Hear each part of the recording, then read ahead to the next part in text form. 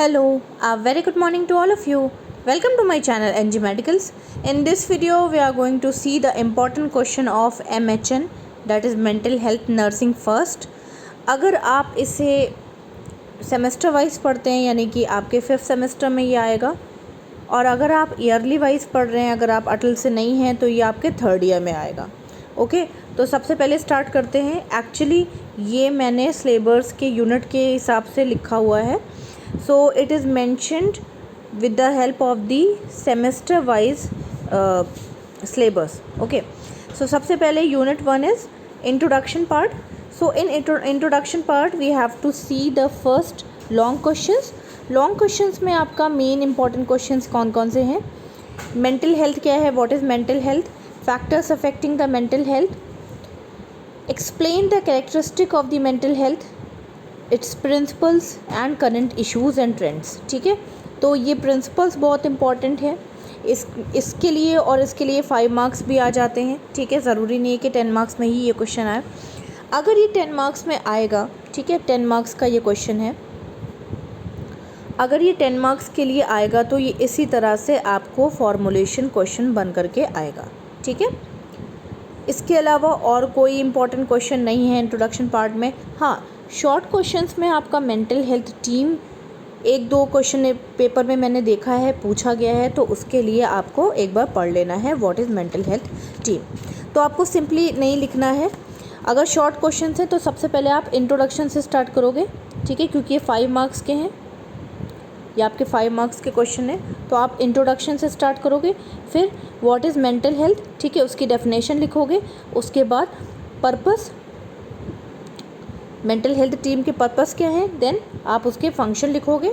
ठीक है, फंक्शन लिखने के बाद आप उसका टीम के मेंबर्स लिखोगे कि कौन कौन से टीम मेंबर्स होते हैं। तो इस तरह से आपको 5 मार्क्स का क्वेश्चन परफॉर्म करना है। नेक्स्ट देख लेते हैं। यहाँ पे यूनिट 2 की अगर आप बात करोगे तो यूनिट 2 का नेम है principles and the concept of the mental health. Okay, तो इसके कोई लॉन्ग क्वेश्चंस तो मुझे एज सच इम्पॉर्टेंट नहीं लगे हैं, बट शॉर्ट क्वेश्चंस में ICD 10 क्राइटेरिया जो कि वेरी वेरी इम्पॉर्टेंट है, आप इसे ज़रूर पढ़ के जाइएगा, क्योंकि ये आपको बहुत ज़्यादा क्वेश्चन पेपर्स में, अगर आप प्रीवियस क्वेश्चन पेपर आपने देखे होंगे या आप देखोगे तो आपको प्रीवियस क्वेश्चन पेपर में ये आपको ज़रूर देखने को मिलेगा। ठीक है, इसके अलावा डिफेंस मैकेनिज्म भी इम्पॉर्टेंट है। क्यों इम्पॉर्टेंट है? क्योंकि कई बार ये आ चुका है। इसके अलावा प्रिंसिपल्स ऑफ MHN, यहाँ पे देख लो, प्रिंसिपल्स ऑफ MHN ये भी इम्पॉर्टेंट है। ठीक है, एंड प्रिवेंटिव पीडियाट्रिक्स भी काफ़ी इम्पॉर्टेंट है। तो आप कह सकते हो कि यूनिट 2 लॉन्ग क्वेश्चंस के लिए तो इम्पॉर्टेंट नहीं है, बट ये शॉर्ट क्वेश्चंस के लिए वेरी मच इम्पॉर्टेंट है। नेक्स्ट है आपका यूनिट 3 मेंटल हेल्थ असेसमेंट, जिसमें आपका हिस्ट्री टेकिंग 1-2 क्वेश्चन पेपर में मैंने इसे देखा, हिस्ट्री टेकिंग। नेक्स्ट है आपका मेंटल स्टेटस एग्जामिनेशन, जो कि वेरी वेरी इम्पॉर्टेंट है। आपको ये मोस्टली क्वेश्चन देखने को मिलेगा प्रीवियस क्वेश्चन पेपर्स में, तो इसे ज़रूर पढ़ के जाइएगा। नेक्स्ट है unit 4 that is therapeutic communication nurse patient relationship. ये कंप्लीट यूनिट इम्पॉर्टेंट है, आप इसे बोल सकते हो, क्योंकि इसमें ऐसे क्वेश्चंस हैं जो कि मैक्सिमम क्वेश्चन पेपर में आ जाते हैं। ठीक है, फर्स्ट है आपका what is nurse patient relationship, important है, phases of the nurse patient relationship and explain the working phase in detail. तो ये 10 मार्क्स का आपका क्वेश्चन है जो कि ये इम्पॉर्टेंट है। ठीक है, तो ये क्वेश्चन पेपर में आपको देखने को मिल सकता है। इसके अलावा define therapeutic communication, this is also very important, you will see in the previous question papers. Define therapeutic communication techniques and phases, explain the nurse and patient relationship. ठीक है, नेक्स्ट है इसी का IPR, वेरी इंपॉर्टेंट।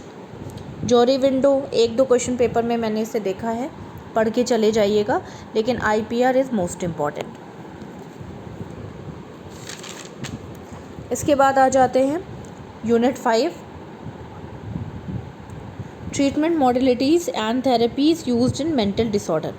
इस unit से आपको कोई ना कोई थेरेपी आ ही जाएगी, देख सकते हो शॉर्ट क्वेश्चंस में आप यहाँ पे देख सकते हो साइकोथेरेपी वेरी मच इम्पॉर्टेंट, ठीक है। बिहेवियरल थेरेपी ये भी कई बार देखने को मिली है। ईसीटी कुछ पढ़ के जाओ ना जाओ, लेकिन ईसीटी ज़रूर पढ़ के चले जाना, क्योंकि हमेशा आती है। और हमेशा मैं आपको बोलती हूँ 5 मार्क्स के क्वेश्चंस में आपको क्या करना है, इंट्रो से ही स्टार्ट करना है। ये एक गुड प्रेजेंटेशन का साइन है, ठीक है। इंट्रोडक्शन ऑफ ईसीटी, तो ईसीटी से डायरेक्ट इंट्रोडक्शन मत लिखना, ठीक है। तो कैसे आप लिख सकते हो, ईसीटी ई का फुल फॉर्म, सी का फुल फॉर्म, टी का फुल फॉर्म, ठीक है। इसके अलावा definition, it's importance, procedure, indication, Contra indication, indication, Contra indication, ठीक है। इस तरह से आप देख सकते हैं। इसके अलावा मिलियोथेरेपी ये भी आ जाता है कभी कदार, 1-2 क्वेश्चन पेपर में मैंने इसे देखा है। लॉन्ग क्वेश्चंस की अगर बात करें तो इस यूनिट से लॉन्ग क्वेश्चन भी आपको देखने को मिल सकते हैं। लिथियम क्या है और क्या, ये सारे थेरेपीज़ ही हैं आपकी। Lithium, individual group therapy, behavioural therapy. Behavioural therapy important है, वो आपका शॉर्ट में भी आ सकता है एंड लॉन्ग में भी आ सकता है। इसके अलावा explain the role of the nurse for each therapy, ठीक है। तो हर थेरेपी में role of the nurse almost similar है, लेकिन कुछ कुछ स्पेसिफिक पॉइंट्स हैं जो कि आपको उसमें पढ़ लेने हैं। नेक्स्ट है आपका unit 6, this is nursing management of the patient with schizophrenia and other psychotic disorders. Schizophrenia आया है, आप इसको लिख करके रख लो 10 मार्क्स में, और ये 15 मार्क्स में कभी कदार आ जाता है, ठीक है। आपको ये पढ़ के जाना ही जाना है, this is very very important.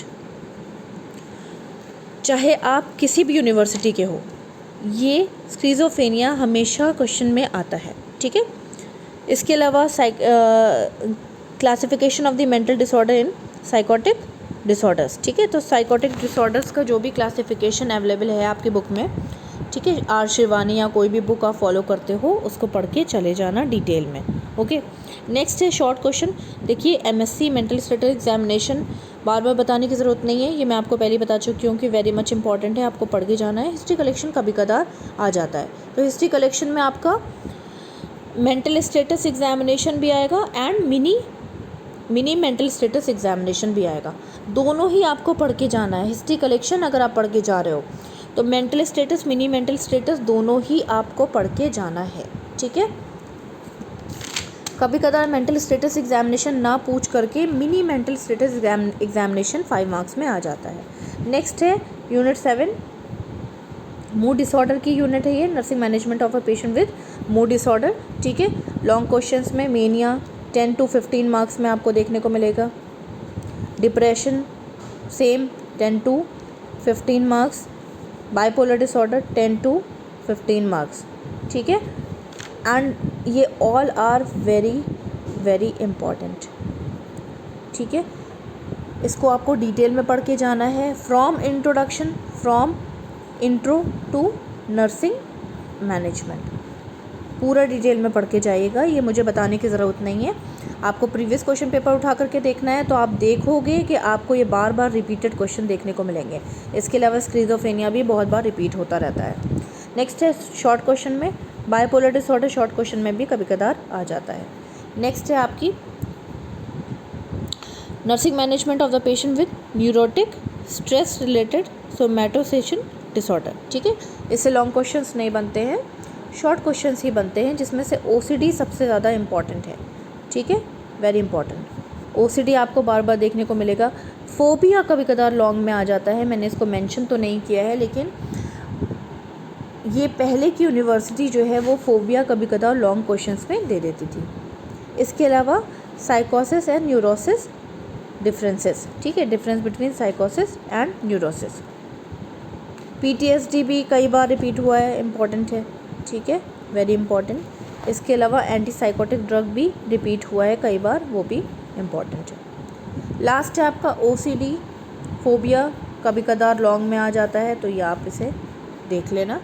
इसको इस तरह से पढ़ के जाना, आप इसे लॉन्ग में ही पढ़ के जाना, ठीक है। चाहे शॉर्ट में आएगा तो आप उसे कंसाइज करके लिख देना, और लॉन्ग में आएगा तो आपको पूरा इंट्रो से मैनेजमेंट तक, नर्सिंग मैनेजमेंट तक आपको पूरा मेंशन करना ही करना है। So this is all about the important questions of MHN first for 5th semester students. So next वाले वीडियो में मैं बताऊंगी आपको MHN सेकेंड के क्वेश्चंस, इंपॉर्टेंट क्वेश्चंस जो कि प्रीवियसली बहुत बार रिपीट हुए हैं। Till then bye bye, take care, have a nice day.